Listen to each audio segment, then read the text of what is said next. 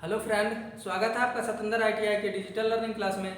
मैं दिनेश कुमार आज आप सबों के लिए लेकर आए हैं सिरोपरी लाइन के एक विशेष आधार को, जिसका नाम है स्टील टावर। जैसा कि हम लोग जानते हैं कि हमारे क्षेत्र में जो विद्युत जनरेट किया जाता है, यानी जनरेटिंग स्टेशन जो होते हैं, वहाँ से सब स्टेशन के लिए जो विद्युत सप्लाई किया जाता है, तो उसमें जो है ना, उसमें खंभे का प्रयोग नहीं किया जाता। यानी कि जो हमारा आरसीसी होता है या लकड़ी के या फिर धात्विक पोल होते हैं, उनका प्रयोग नहीं किया जाता है। तो वहाँ पर प्रयोग जो होता है वो होता है स्टील टावर का। इसका होता है स्टील टावर का। जैसा कि आप लोग देखे भी होंगे कि एक इस आकार में आप स्टील के टावर को देखे होंगे। अक्सर आपको देखने को मिल जाएगा इस तरह से,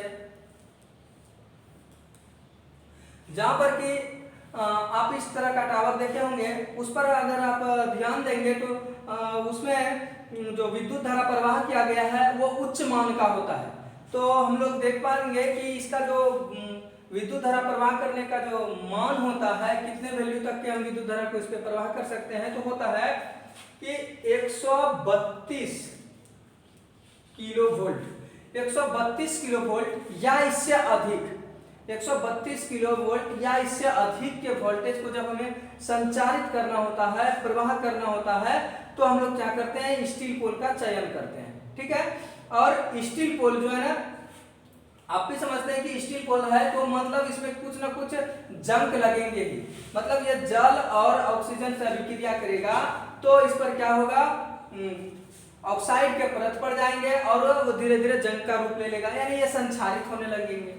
तो संक्षारित से बचाव के लिए क्या किया जाता है कि जो स्टील के पोल होते हैं ना, उसके ऊपर यशद लेपन प्रक्रिया किया जाता है। यशद लेपन प्रक्रिया कहने का यह अर्थ होता है कि किसी भी स्टील के जो पोल होते हैं, स्टील के जो प्लेट होते हैं, यदि उस पर जिंक या टीन की परत चढ़ा दी जाए तो उसे हम लोग क्या कहते हैं, यशद लेपन प्रक्रिया कहते हैं। और उसी प्रक्रिया के माध्यम से इसको स्थापित किया जाता है ताकि संक्षारण इसका कम हो सके।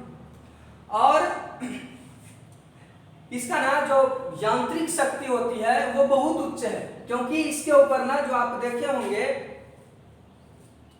इस प्रकार से कुछ लाइन खींचने के लिए बना होता है। ठीक है, इस प्रकार से क्या बने होते हैं, इस प्रकार से इसमें देखा गया है कि क्रॉस आर्म वगैरह जो लगा हुआ रहता है, इस टाइप से लंबा लंबा, जिस पर तार को खींचा जाता है। तो ये बहुत मतलब क्या ना कि बहुत लंबा दूरी पे तो एक टावर लगाया जाता है। ऐसा नहीं कि जैसे जिस प्रकार से हम लोग पोल को पढ़ रहे थे ना कि पोल एकदम आसानी से छोटे छोटे दूरियों पर 60 से 100 मीटर के दूरी पर लगा दिया जाता है, वैसा नहीं है। इसकी जो एक टावर से दूसरी टावर की जो दूरी होती है वो होते हैं 150 से 200 मीटर। यानी एक टावर अगर यहाँ है तो दूसरा टावर जो हम यहाँ पर लगाएंगे, इसके बीच की जो दूरी होगी वो कितना, 150 मीटर से 200 मीटर।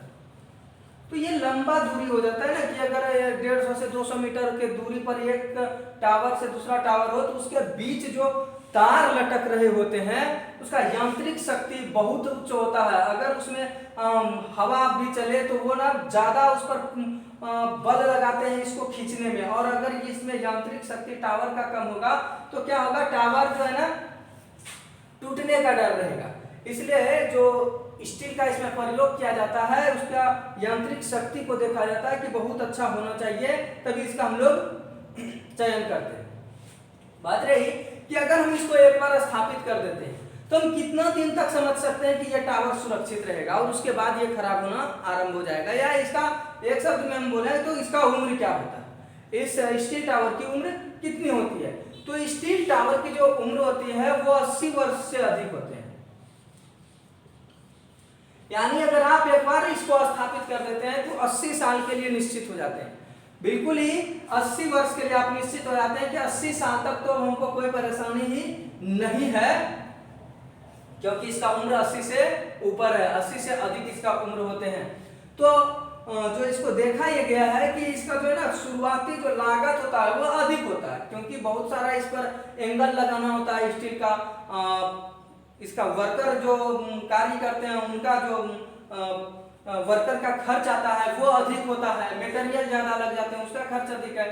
तो इस प्रकार से हम बोल सकते हैं कि जो स्टील टावर होता है इनका लागत, शुरुआती लागत अधिक होता है, परंतु जब इसके हम लोग उम्र को देखकर और उसका कैलकुलेशन निकालते हैं कि इतना उम्र में इतना लागत, तो फिर देखा गया है कि इसका जो है लागत बहुत कम माना जाता है। यानी उम्र के हिसाब से इस स्टील टावर का जो लागत होता है वो कम होता है, लेकिन आरंभिक लागत अधिक होता है। आपको इतना ध्यान में रखना है। इसके बाद अब हम लोग अगर इनके लाभ को देखें तो ये जो टावर होते हैं स्टील के, जो टावर तैयार किए जाते हैं, जो इसके एंगल होते हैं, इसका एंगल ना मतलब बहुत घना नहीं होता है, सटा हुआ नहीं होता है, तो गैप गैप में दूरी बनाकर लगाया जाता है। तो इसके वजह से ये क्या होता है ना, हल्का होता है। ऐसा नहीं कि बहुत ज्यादा भारी होता है, यह हल्का होता है। इसका जीवन काल लंबा होता है। टावर का रख रखाव सरल है, मतलब बार बार इसका जो है ना हमें क्या करना होता है, अनुरक्षण नहीं करना होता है, रिपेयर नहीं करना पड़ता है, तो इसका रख रखाव बहुत ही अच्छा है। यह दृढ़ तथा बहुत ही मजबूत है, देखने में बहुत अच्छे, प्रभावी एवं सुंदर लगते हैं। तो आजकल आप जहां भी टावर देखे होंगे वहां पर टावर आप देखने में बहुत ही वो सुंदर लगते हैं देखने में, और मजबूत तो बहुत ही ज्यादा होते हैं। लेकिन आपको पता होगा कि कोई भी टावर हो या खंबा हो, अगर उनके इतने सारे लाभ है तो कुछ ना कुछ उसमें हानि भी निश्चित ही होंगे। और इनका हानि है कि इसका शुरुआती लागत बहुत ज्यादा आता है, ये इसका लॉस में आता है कि इनका जो शुरुआती लागत है वो क्या है, बहुत अधिक है।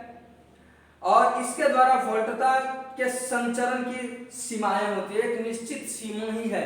ऐसा नहीं है कि हम लोग कुछ भी वोल्टेज इस पर हम प्रवाह संचरण कर सकते हैं, इसलिए ये इनकी कुछ कमियां हैं कि आरंभिक लागत ज्यादा है, वोल्टेज प्रवाह की यानी वोल्टेज संचरण की एक निश्चित सीमा है। और अगर इसका हम हानि को देखें तो ये लंबे समय के बाद संचारित होने लगते हैं, क्योंकि आप जब ये जो इसका टावर जो होता है इसका कुछ अंग मिट्टी में दबे होते हैं, और जिसके कारण से ये धीरे धीरे कमजोर पड़ जाते हैं और लंबे समय के बाद यह संचारित होना तय हो जाता है। तो आप समझ गए होंगे कि जो स्टील टावर है उसका प्रयोग कहाँ किया जाता है, उसका उम्र कितना है, एक टावर से दूसरे टावर के बीच की दूरी कितनी होती है, और इससे कितने वोल्ट के विद्युत धारा का संचरण किया जाता है। आज के लिए बस इतना ही, मिलते हैं नेक्स्ट क्लास में कुछ इसी प्रकार के और भी न्यू टॉपिक को लेकर। तब तक के लिए धन्यवाद।